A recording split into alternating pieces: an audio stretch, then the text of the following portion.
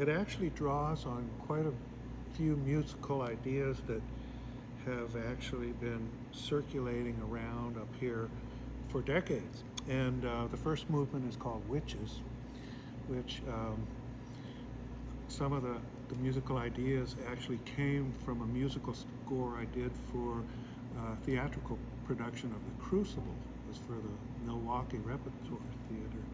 Anyway, it has this sort of haunted witch-like stuff going on, plus just the kind of politics and, of the time, persecutions and Puritans and all of that kind of stuff. The Crucible. So that was one movement. Wanderers was really written during the pandemic when we all had to quarantine, and those of us like myself who are pretty avid travelers were forced to find our way through this whole period alternatively than getting on an airplane. And it started off with music that I think, at least my wife told me, sounded really sad, but to me was beautiful, and it kind of came out a mixture of such, and anyway, evolved from there.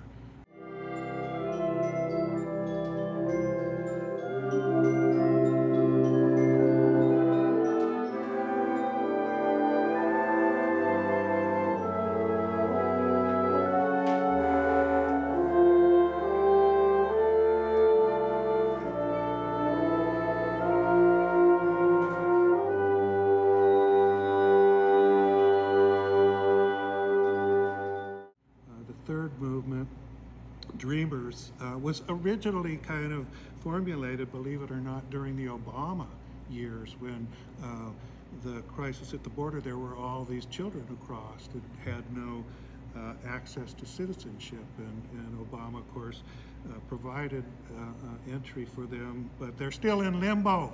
So it's still apropos, even though the origins of it were so long ago. And then Dancers, I don't even know what to say about that. It's just a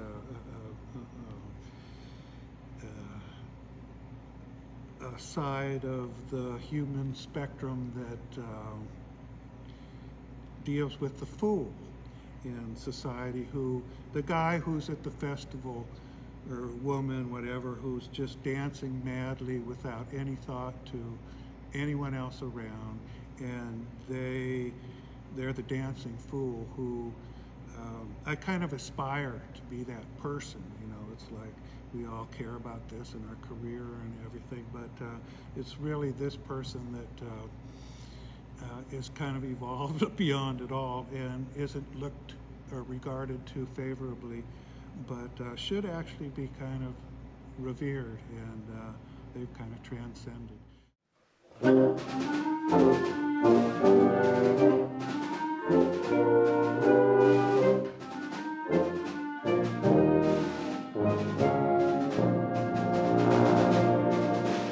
So we have all these different paths beneath the heavens, and our best opportunity is to dance through it all as we look up at the stars and bust a move out for the music of the spheres.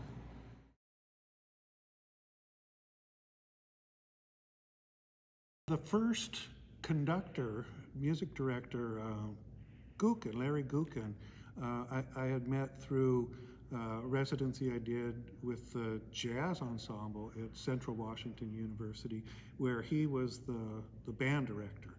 And so he heard quite a bit of my music, and then he was involved with this. So he got me involved in arranging one of my more orchestral kind of jazz ensemble pieces for the Seattle Wind Symphony, which was a lovely project for me. So I just kind of expanded the mighty Urubamba into what I called the River of Doubt.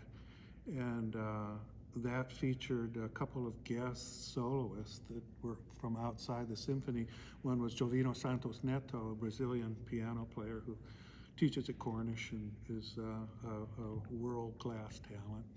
And Steve Mostovoy, God rest his soul, just this outstanding trumpet player who passed away, not of COVID, but during the COVID time. And so that was a real highlight, and I was happy to have that opportunity.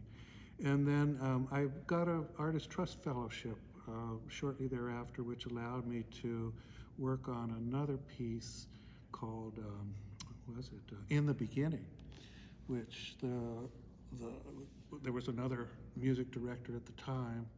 We did In the Beginning, and that was another good experience. So what led up to this one was because I had the association, Gerard Kern, who plays clarinet in the Wind Symphony, and is a founder. He really started this thing, or was one of the co-founders.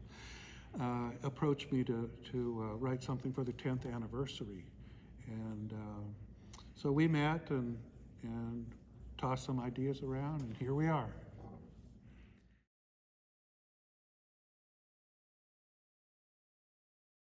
The wind ensemble is just lovely to work with, and for me, it's rare for composers who are still alive to get their large works like this performed. It's hard to do with a quality group, and my ideas have always musically run on the large side when it comes to the colors of sound and the shapes and the textures and densities, and that's the way I think of as a composer. So it's not about just writing a melody with some chords. It's more about architecture and building shapes and structures, and a lot of it has to do with the colors of sound. And with the Wind Symphony, you've got this beautiful palette of low brass, which is warm yet can be really powerful and just move mountains. And of course the whole woodwinds and percussion.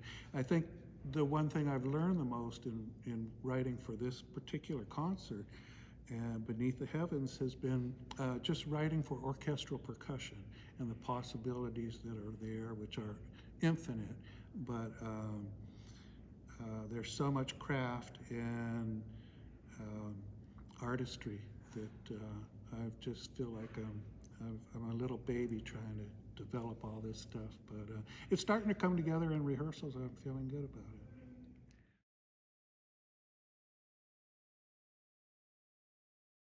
I have a doctorate in music composition from the University of California, Santa Barbara, and that was all very classical, 20th century, 12-tone rows. So it had nothing to do with jazz at all. But as I was doing my university studies, I always kept what I called one foot in the real world of music, as opposed to this academic one.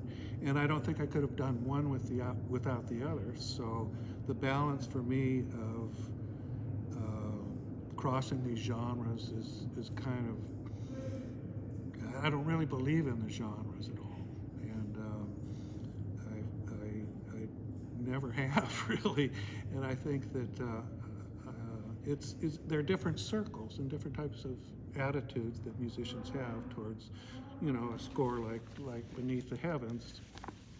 Other than, I play a lot of Cuban music, Afro-Cuban, and I love that whole style, and it's much freer and improvised, and but it all comes together in some way or another. So I think most of my writing has been over my career for jazz orchestra, big bands, what we know of as big bands, and I've published a lot of works in that whole genre. So that's where most people would know me from. But I love doing this Wind Symphony stuff now.